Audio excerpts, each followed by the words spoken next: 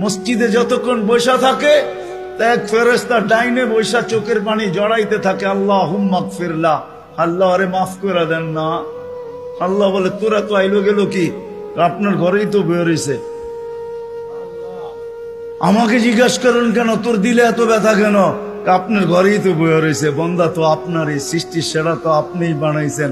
ও যদিও না কান্দে তো আমি ওর পক্ষ হয়ে একটু কান্দতেছি, অসুবিধা কি? আরেকজন বলে আল্লাহুম্মা আরহাম আলাইহি, আল্লাহর উপরে দয়া করেন না। আপনার ঘরে বসে রইল, তারপরে যদি দয়া না করেন তো বাজারে গেলে করবেন, ওটা তো দয়ার জায়গাই না। কি করে না না করে না দোয়া? যতক্ষণ মসজিদে বসে থাকে আরেকজন নামাজের সওয়াব লিখতে থাকে। আল্লাহ বলে ঘুমায় তো রইল, তুই নামাজের সওয়াব লেখোস না কেন?